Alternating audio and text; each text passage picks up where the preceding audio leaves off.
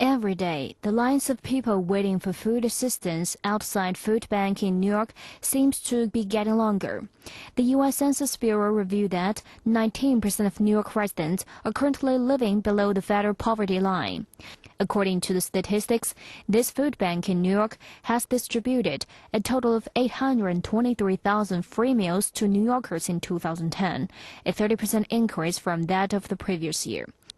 Nearly 15% of the U.S. population now have to rely on food stamps to purchase basic food products. John Angrada is one of these 45.8 million U.S. food stamp recipients. He used to work as a waiter in the executive cafeteria of the banking giant Bear Stearns. When the company went under, John couldn't find another job. He finally had to apply for food assistance. I was a waiter in the private dining room. I took care of all these big shots that you saw in the news going down. They were my daily clients all the time, yeah. It's hard to believe that it's all gone, but there it is, you know, such is life. John receives Social Security and has some small savings. He is 77 years old and worked all his life, but he just does not have enough income to make ends meet. Leonard Ellerby applied for food stamps 4 years ago when he lost his job as a floor installer due to the recession. The program allows every recipient to buy basic food products in any supermarket. To qualify for food stamps, an individual's income can't exceed $14,000. The card works just like a check or ATM card. Due to the fact of the way the economy is today, and such budget cuts have happened in the United States, food is very, very hard to come by.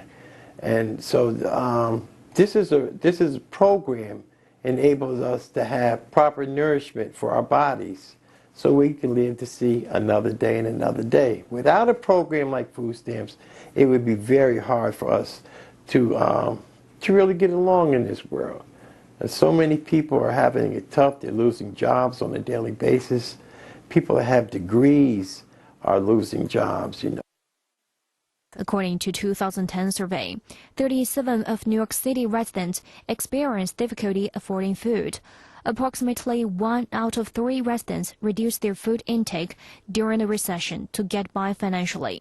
As a result, more and more people have no other choice but to swallow their pride, asking for help at a local food bank. I think the biggest fear is that people feel ashamed, especially now with this high unemployment. You have a lot of people who have never received benefits before. So for them to, get food stamps is like a big embarrassment, to their family. I've had people who are professors, people who own their own businesses. So I've had a different spectrum of people, especially with this bad economy. The recession and the high unemployment rate in the U.S. have also broadened the spectrum of people applying for food stamps. Even former members of the middle class can now be found in the lines waiting for a hot meal. With the recession, because I basically started right around the time that the recession started. And we found that a lot of folks now are folks who were recently unemployed, never been on public assistance in their lives. They've never had food stamps, they don't even know where to start. We see a lot more folks who so, for example, people who would not normally apply because of whether it's pride issues or stigma, who are now seeking to apply. Food bank administrators are increasingly concerned that the budget woes in Washington might lead to harsh cuts in the food stamp program.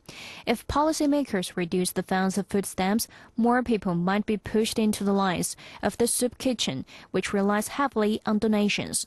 However, the soup kitchen program also faces a decrease in donations as the economic recovery remains slow.